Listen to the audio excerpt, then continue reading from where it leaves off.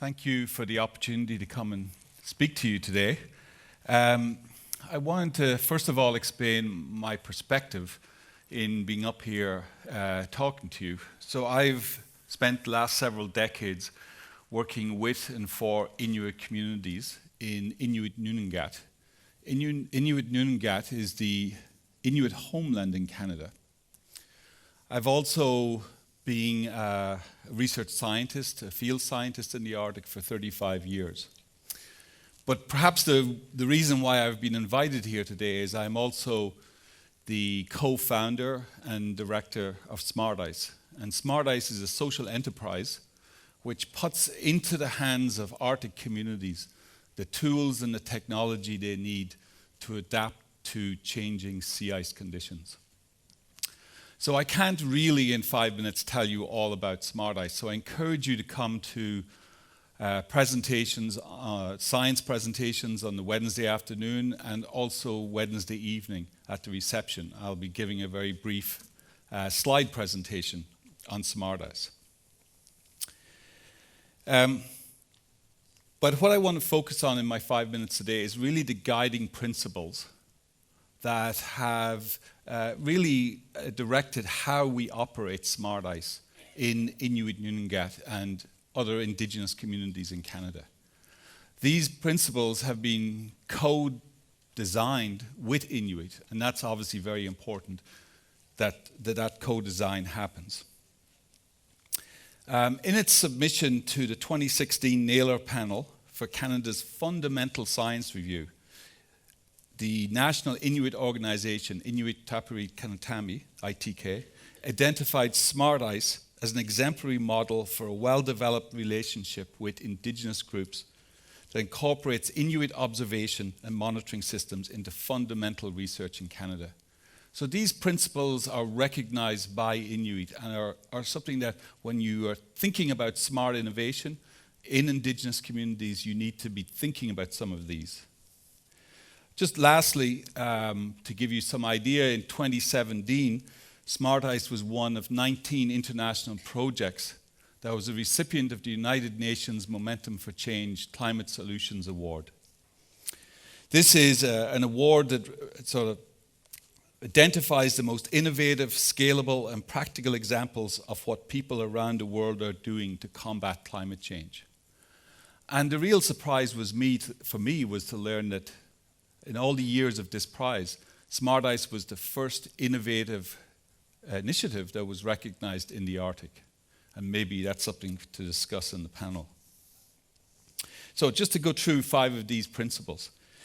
First of all, Smart Ice responds to community concerns and priorities. For Inuit, sea ice is not just a hunting platform that helps Inuit feed their family. It's not just a winter highway that allows them to access the land. It is an integral part of their identity and their culture. For many communities, they spend 6 to 10 months of the year next to sea ice. Their ocean is frozen. They know that this ice is changing. They know that it is becoming more unpredictable. So it's not surprising that when Smart Ice comes to their community, they invite us to come and to talk about what we can offer them.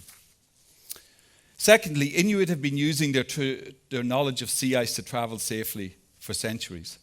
They adapt to year changes in the ice. But over the last several decades, their knowledge has become less consistent as they experience unprecedented changes. From the outset, Smart Ice technology is designed to augment, not replace, Inuit traditional knowledge of the ice. That is a smart innovation. Smart Ice is operated by and builds capacity for Inuit, especially Inuit youth that make up to 60% of the population of these communities. Given the vast potential of these youth, not just their technological and traditional knowledge, but also acknowledging their limited opportunities, it really is a no-brainer to give them the tools and expertise to operate and adapt to technology in their own environment. In fact, I'm often asked how Smart Ice integrates traditional knowledge with Western science? And my quick answer is we don't. We don't even try. What we do is we train Inuit to be the scientist. We train Inuit to be the technology operator. And therefore, they incorporate their knowledge into the decisions they make when they're interpreting satellite imagery, operating sea ice thickness sensors, whatever they're doing. That is the smart way to do it. Smart Ice strives for a sustainable monitoring service. We are neither a university project nor a government program. The Arctic is littered with failed monitoring programs because maybe of those sources. We started as a community university research program in 2 pilot locations, but in 2016, we were awarded and shared the multi-million-dollar Arctic Inspiration Prize in Canada. This was a game changer for us because it not only allowed us to create the business to expand across the Arctic, but it also allows us to think about moving to Greenland, Alaska, and other locations. Finally, we chose a social enterprise business model because it is the most consistent with Inuit societal values, caring for the environment, caring for the community, being resourceful. It focuses on having a positive impact on the communities in which it serves. So we focus not just on a technological innovation, but also social innovation. Thank you.